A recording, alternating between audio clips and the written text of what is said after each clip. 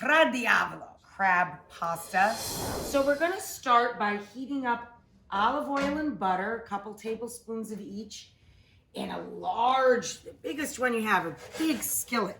Now see what's happened here. The butter's melted, but it's not browning. It's just bubbling together. So now we're going to take 1 rib of celery, 1 giant or 2 medium shallots into that beautiful melting of butter and olive oil. Yum. And we're going to throw in a bay leaf and a little salt. We're just going to let this mixture of celery and onion and bay cook out a bit first so we don't scorch the garlic. So we're choosing crab tonight, and it's 1 ounce to 1 ounce for me. So if I'm using 12 ounces of pasta, I want 12 ounces of crab. If I'm using 8 ounces of pasta, I want 8 ounces of crab, so on and so forth. You can use lump crab, or I use crab legs.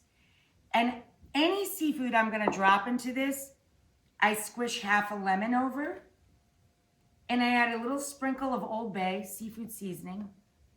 And for me, I add a touch of fennel pollen. I love fennel on this dish, just a hint of it though. So this is bubbling away. So now I can stir in the garlic, and I'm not worried about that at all. That won't burn, not at all. And now we're gonna add some Calabrian chili paste, a big fat round spoonful, or a teaspoon of flake, up to you guys, and give that a nice stir. So now we're going to add about a half a cup of our vermouth and let that cook out. Okay, so now to our beautiful mush, we're gonna add a 14-ounce can of cherry tomato Italian San Marzanos, and then I thin it out a little. If you use cherry tomatoes though, you gotta break them up a little bit. That's why I'm hitting them with a paddle here. And then we're going to add a little passata. What is passata? Passata is fresh pureed tomatoes, literally fresh pureed tomatoes. They're not cooked. That's the difference between passata and tomato puree. So we heavily salt the water and drop our pasta.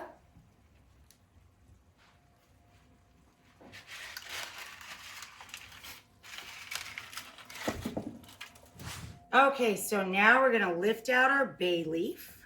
Just before we drain, we're gonna add a little of that starchy cooking liquid and save a little more just in case to marry the pasta to the sauce. And of course, we're gonna add our crab. Yum. Just let that heat through. Delightful. And we're gonna add about half of our herbs. Maybe 2/3. And we'll save some for right on top. I'm gonna do something weird. I don't think I'm crazy. I love to serve right from the pan, but I think it'll be faster and easier to toss it in the big pot. So I'm gonna go back and forth. And that's just me. My house, my rules. I wanna use the pan to serve from. It's pretty, it looks great on the table. So I'm gonna turn that off. Both pans are off now. And I'm gonna take my spatulas and do that carryover cooking we were talking about, and just mix it all together, nice and easy in the big deep pot, back into the pretty pan for service. Then when we go to the table, that's when you hit it with the extra of all of those beautiful fresh herbs and the celery tops. And then I didn't tell you this, my secret ingredient to any Fra Diavolo is to sprinkle over chopped, hot pickled cherry pepper rings. What? It's crazy.